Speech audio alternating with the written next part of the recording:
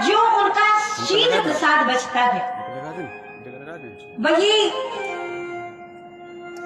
शीत प्रसाद उन पत्तल से उन दोनों से उठा उठाकर किसी एक पात्र में करते हैं, आते हैं और उसी शीत प्रसाद का बिहारी जी को भोग लगाते हैं। जो संतों की छोड़ी हुई शीत प्रसाद है उसका भोग लगाते हैं, तदुपरांत वह खुद ग्रहण करते थे। निरंतर उनकी जीवन शैली ऐसी ही चल रही थी। एक दिन हुआ क्या कि माधवदास जी महाराज भजन में इतने लीन हो गए कि उन्हें समय का पता ही नहीं चला। जब समय का पता नहीं चला, दोपहर का समय हो गया, सांझ होने को आई। कहने लगे अरे मैंने तो अभी कुछ पाया ही नहीं, और मैंने नहीं पाया, मेरा बिहारी मेरा ठाकुर भी भूखा बैठा। तो दौड़े दौड़े गए, उस शीत प्रसाद को लाए, और इतनी तेज भूख लगी थी कि आज सांवरिया को भोग ना लगा करके पहले अपने ही मुख में ग्रास रख लिया। ध्यान से सुनिएगा इस बात को। और माता जी विशेष तौर से आप, क्योंकि भगवान मैं आपके लिए बोल रही हूँ, उस ग्रास को खुद मुख में रख लिया। बिहारी जी को, ठाकुर जी महाराज को सांवरिया को भोग लगाना भूल गए। जब सांवरिया को भोग लगाना भूल गए तो अब याद आया कि मैंने मुख में ग्रास रख लिया और सांवरिया को भोग नहीं लगाया। तो जब मैंने सांवरिया को भोग नहीं लगाया तो मैं इसको खुद कैसे पालूं? अब उहापोह की स्थिति हो गई। ना ग्रास निगल सकते हैं ना उगल सकते हैं। निगल इसलिए नहीं सकते क्योंकि अगर मैंने इसको उगल दिया तो ये संतों का प्रसाद है, इस प्रसाद का अपमान होगा। और अगर मैंने निगल लिया तो मैंने बिहारी जी को भोग नहीं लगाया, तो मैं इसको पा भी नहीं सकता। मुख में ही वह ग्रास है, ना उगलते बन रहा है ना निगलते बन रहा है।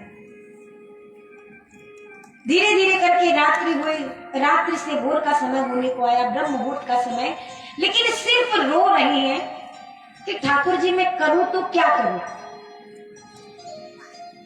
इतने में ही सांवरिया को देखा क्या कि सम्मुख खड़े मुस्कुरा रहे हैं। सांवरे ने आवाज दी, अरे माधव कुछ बोलो ना। अब वो इशारा कर रहे, नहीं मुख में ग्रास है, कुछ बोल नहीं सकता। क्या हो गया? तो मन से बिहारी जी से कह रहे हैं कि प्रभु संतन को यही शीत प्रसाद, संतन को यही शीत प्रसाद लियो मुख डाल न जात गिरायो, और लाज लगत मन में मोको कि मनमोहन को नहीं भोग लगाए। भई गति सांप छछुंदर सी, अब कहा करूं कछु सोच न पायो, और बीत गई यह बार विनीत गई रजनी दिन दूसरो आए। दूसरा दिन निकल गया, क्या करूं? भगवान कहने लगे तो इसमें सोचने और विचार करने की क्या बात है? तो ऐसा करना, जो तूने मुख में ग्रास रखा है वही मुझे भोग लगा दे। माधवदास जी कहने लगे प्रभु आपको अपना जूठा खिला दूं, इतना बड़ा पाप कर दो? भगवान कहने लगे अरे मूर्ख, अब तक तो मुझको जूठा ही तो खिलाता था, रोज संतों का खिलाता था, आज अपना खिला दे।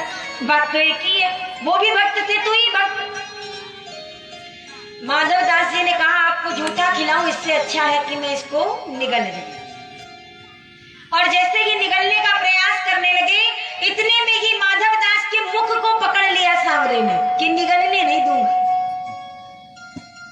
और छीना झपटी में शीत प्रसाद जो था उसके कुछ अंश मुख के बाहर आ गया, जमीन में गिर गया, और मेरे सांवरिया ने उसको बिन बिन करके अपने मुख में रख लिया। तो सांवरा तो आपकी जूठन खा सकता है, आपके सारे पापों को वो मुक्त करता है। आपके अंदर भाव होने चाहिए, वो भाव का भूखा है। अगर भाव नहीं है तो सब बेकार है, कितने भी आप 56 भोग लगाइए सब बेकार। और अगर भाव है तो वह रूखी रोटी रोटी भी खाने आता है, आपके मुख का निकला हुआ ग्रास तक खा जाता है वो। तो भाव है, तो इस बात की चिंता मत कीजिए कि कोई गलती हुई, कोई गलती नहीं होती।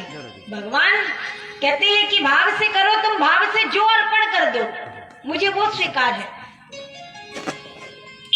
और आप उदाहरण देख लीजिए, जितने विद्वान लोग हैं भगवान कभी बड़े बड़े विद्वानों को नहीं मिलते, भगवान भक्तों को मिलते हैं। अरे निषाद ने, केवट ने कौन सी तपस्या की थी जो भगवान उसके घाट पहुंचे? कर्मा ने कौन सी तपस्या की जो भगवान उसका खींचड़ा खाने पहुंचे? नरसिंह ने कौन सी तपस्या की जो उसके घर की बेटी का भात भरने सांवरिया सावल सरकार बन के पहुंचे? भक्तों को भगवान मिलते हैं जो आकर के भक्तों को ज्ञान देते हैं कि नहीं, ये नहीं किया, ये गलती हो गई, इसका दंड मिलेगा, उसका दंड मिलेगा। कोई दंड नहीं मिलता, सिर्फ आपके भाव सच्चे होने चाहिए।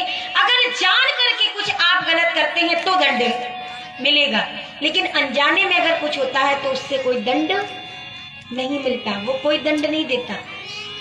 वह सिर्फ दया सागर है, दया करता है। आप उस दया को पाने का प्रयास तो करो। कल हम सबने भगवान की पावन लीलाओं का श्रवण किया, पावन जन्मोत्सव की कथा हुई। आज की कथा में भगवान की बाल लीलाएं हैं जो बहुत ही रुचिकर है, और ये ब्रज के नंद लाला है। आइए हम भी उस ब्रज के नंद के लाला को बुलाते हैं। आप भी अपने श्रीमुख से, अपने कंठ से बुलाइए। ब्रज के नंद